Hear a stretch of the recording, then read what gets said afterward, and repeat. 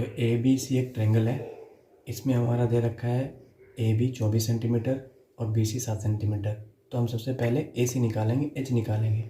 तो एच का फॉर्मूला होता है B square plus P square. तो बी स्क्वायर हमने मान लिया क्या 7 है और पी स्क्वायर को हमने मान लिया 24 है।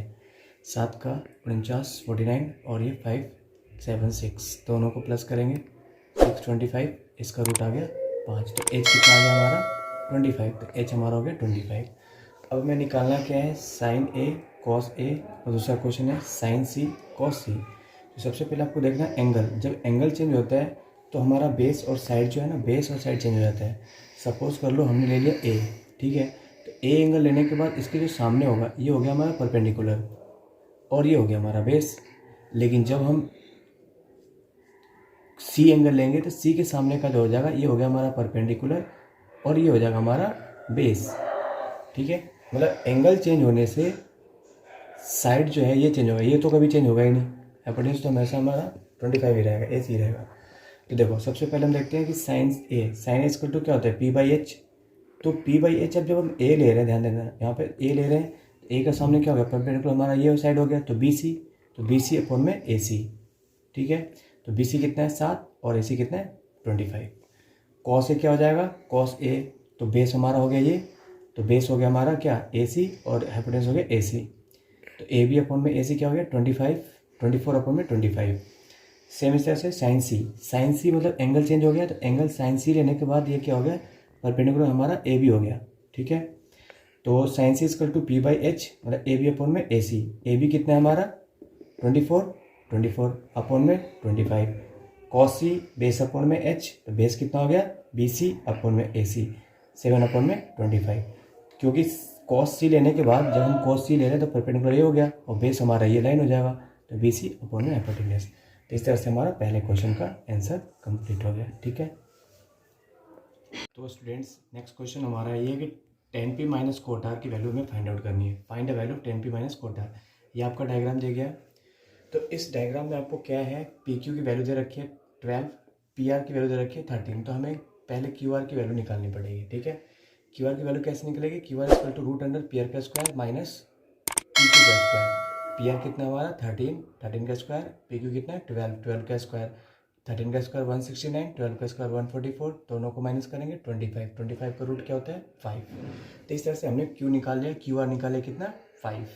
अब आ जाओ यहाँ पर, पहले हमें निकालना है tan p। तो tan p क्या होता है p अपॉन में b मतलब परपेंडिकुलर अपॉन में बेस। तो परपेंडिकुलर हम एंगल कौन सा ले रहे हैं p। तो आपको पहले मैंने बताया था p के सामने का जो होगा वो क्या हो जाएगा हमारा परपेंडिकुलर मतलब क्यू आर हो जाएगा और बेस हो गया हमारा क्या, ये हो गया हमारा बेस, ठीक है। तो हो गया क्यू आर अपॉन में पी क्यू मतलब 5 अपॉन में 12, ठीक है। 5 अपॉन में 12 आ गया हमारा tan p। कोट आर निकालना है। देखो कोट आर जब हमने एंगल चेंज करा तो इसके सामने का क्या हो जाएगा ये हो जाएगा हमारा क्या परपेंडिकुलर और ये हो जाएगा हमारा क्या बेस उल्टा।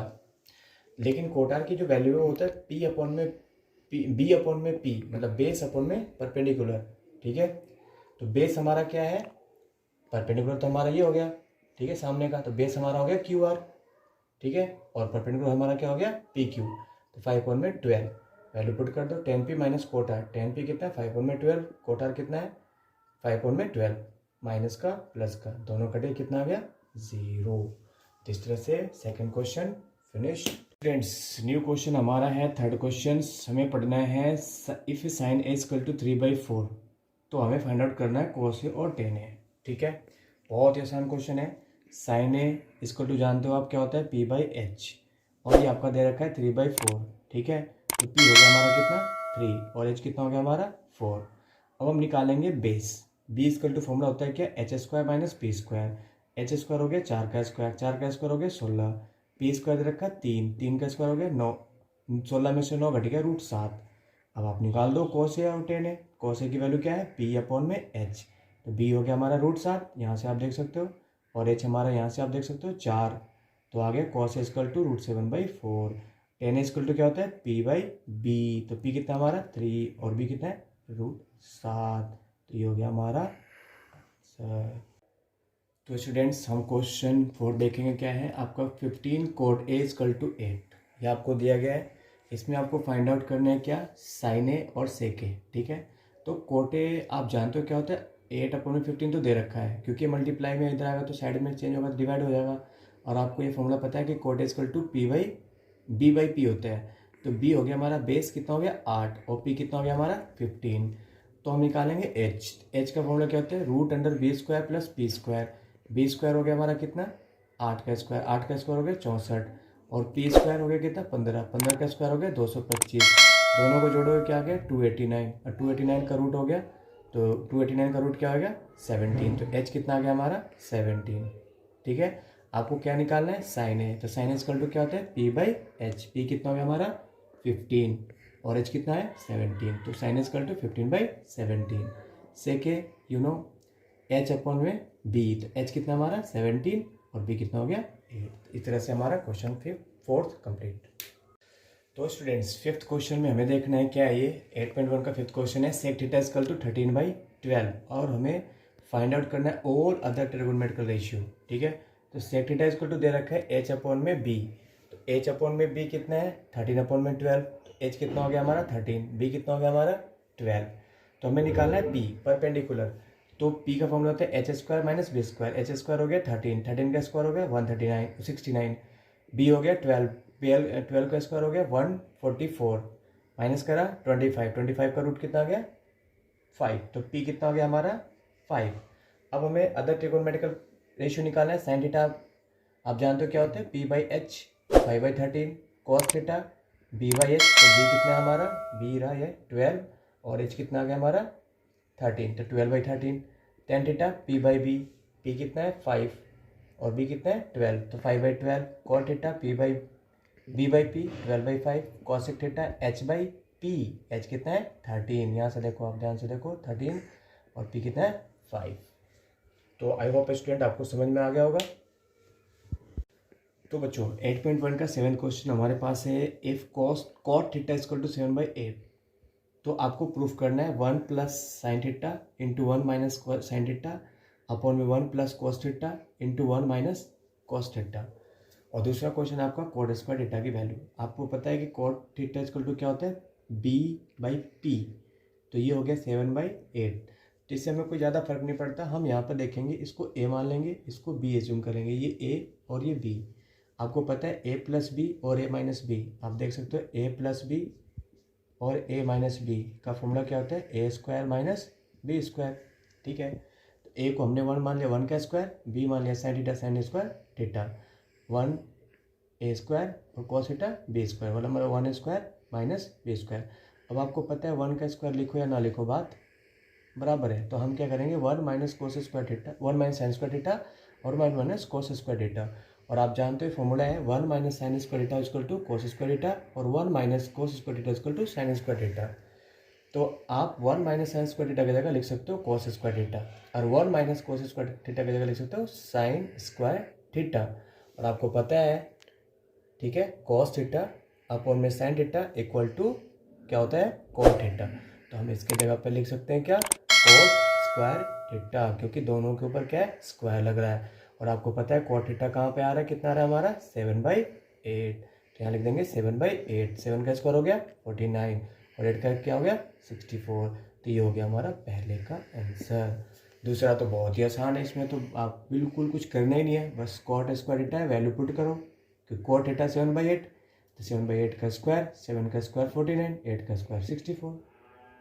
तो स्टूडेंट्स आई होप आपको समझ में आ गया होगा क्वेश्चन।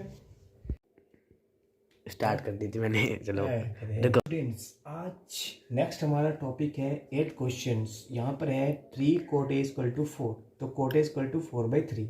और आपको पता है B अपॉन में P होता है हमारा कोट। तो B कितना हो गया हमारा 4, P कितना हो गया हमारा 3। तो H हमें निकालना पड़ेगा। H के लिए क्या करेंगे B² प्लस P²। B² क्या हो गया हमारा 4, 4 का स्क्वायर हो गया 16, P² हो गया 3, 3 का स्क्वायर हो गया 9, दोनों को जोड़ेंगे 25, 25 का रूट हो गया 5। अब आपको ये प्रूफ करना है कि दोनों इक्वल है या नहीं है। तो 1 minus 10² 1 plus 10² equal to cos square minus sine square. 1 minus 3/4 का स्क्वायर 1 प्लस 3/4 का स्क्वायर और कॉस हो गया 4/5 और साइन हो गया 3/5, क्योंकि ये होता है B/H और ये होता है P/H। अब देखो वैल्यू पुट करने पे क्या हो गया, 1 का 1, 1 के नीचे कुछ भी तो 1 हम लगा सकते हैं अपने तरफ से। 3 का स्क्वायर हो गया 9, 4 का स्क्वायर हो गया 16। सेम प्रोसेस यहाँ करना है, बस यहाँ माइनस लगाना है, यहाँ प्लस कर देना है। 4 का स्क्वायर 16, 5 का 25, 3 का 9, 5 का 25, दोनों का एलसीएम लेंगे 25। 16 में से 9 माइनस हो जाएगा 7, तो ये आ गया 7/20। अब यहाँ पे देखो 16 आ गया और 16 में से 9 घट जाएगा, कितना आ गया, और ये 16 में से 9 जुड़ेगा 16, 16 से 16 कट जाएगा, क्या आ गया, 16 में से 9 घटेगा 7 और 16 में 9 जुड़ेगा 16 + 9 25, दोनों इक्वल आ रहा है। तो हम कह सकते हैं हैंस LHS = RHS, दोनों ही बराबर है, प्रूफ हो गया। ठीक है स्टूडेंट्स, आई होप आपको समझ में आ गया होगा। तो please like share and subscribe. तो स्टूडेंट्स, तो अब हम पढ़ेंगे 9th क्वेश्चन, सीखेंगे इसको, ठीक है। इन ट्रायंगल ABC, बी क्या है हमारा, राइट एंगल ट्रायंगल है, तो बी हम बनाएंगे राइट एंगल ट्रायंगल। और tan = 1/√3, और आपको पता है tan a के सामने का क्या हो जाएगा, परपेंडिकुलर, और ये हो गया हमारा बेस। तो बेस क्या हो गया, √3, और परपेंडिकुलर क्या हो गया 1, तो BC हो गया 1 और ये हो गया हमारा AB √3। तो सबसे पहले हम निकालेंगे क्या, 2। ये AC कैसे आया, 2 कैसे आया, तो AC = √√AB का स्क्वायर प्लस BC का स्क्वायर। AB का स्क्वायर क्या आ गया हमारा, √3 का स्क्वायर। BC क्या हो गया, 1 का स्क्वायर। √3 का स्क्वायर क्या हो गया, 3। 1 का स्क्वायर क्या हो गया, 1। 3 और 1 4, 4 का रूट क्या हो गया, 2। तो इस तरह से हमने देखा AC क्या आ गया हमारा, 2, तो AC हो गया 2। अब आ जाओ यहाँ पे देखते हैं नेक्स्ट। अब हमें निकालना है sin A × cos C + cos A × sin C। तो आपको पता है sin A = क्या हो गया, P/H, cos C = क्या हो गया, B/H, cos A = क्या हो गया, B/H, sin C = क्या हो गया, P/H। अब हम समझेंगे इसको, एंगल चेंज होने से साइड कैसे चेंज होते हैं। जैसे देखो sin A है, तो sin A हमारा यहाँ पर है, तो sin A के लिए क्या है, P/H। जब आप एंगल ये लोगे A, तो इसके लिए परपेंडिकुलर क्या हो गया, BC, और हाइपोटेन्यूज क्या हो गया, H, तो BC/AC। cos C, यहाँ ध्यान रखना है, cos C क्या है, तो cos C जब आप लोगे तो इसके सामने का क्या हो जाएगा, परपेंडिकुलर, और ये क्या हो जाएगा, बेस। तो परपेंडिकुलर कितना हो गया हमारा, बेस क्या हो गया हमारा, BC, और H क्या हो गया हमारे लिए, AC। इस तरह से B cos A ले रहे हैं, तो cos A के लिए क्या होता है, B/H, तो cos A के लिए सामने का परपेंडिकुलर ये बेस, तो बेस क्या हो गया हमारा, AB, H क्या हो गया, AC। इस तरह से sin C के लिए P/H, AB में AC। अब देखो BC कितना है हमारा, BC है 1, तो 1/2, BC/AC 1/2, AB/AC √3/2, AB/AC √3/2, 1 × 1 1, 2 2 4, √3 3, और 2 2 4, एलसीएम ले लेंगे 4, और 1 और +3 क्या हो जाएगा, 4, 4/4 1। तो इस तरह से पहला केस हो गया हमारा क्या, 1। अब हम सेकंड क्वेश्चन करते हैं। तो स्टूडेंट हम देखेंगे यहाँ पर ट्रायंगल ABC, B यहाँ पे राइट एंगल है, तो वैल्यू हमने सबसे पहले फर्स्ट पार्ट में निकाल लिया था। अब हम देखेंगे cos A cos C sin A sin C। तो cos A क्या है हमारा, B/H, cos C क्या हो गया, B/H, ठीक है। बट यहाँ पे आप देखोगे साइड चेंज हो रहा है, तो मैं आपको ये क्लियर करना चाह रहा हूँ कि जैसे एंगल चेंज होता है, तो एंगल चेंज होने की वजह से ये साइड चेंज हो रहा है। फॉर्मूला आपका B/H यूज होएगा, यहाँ देखो साइन के लिए P/H यूज करा, बट जैसे एंगल चेंज हो रहा है तो यहाँ पे आपके जो साइड से वो चेंज हो जाएंगे, ठीक है।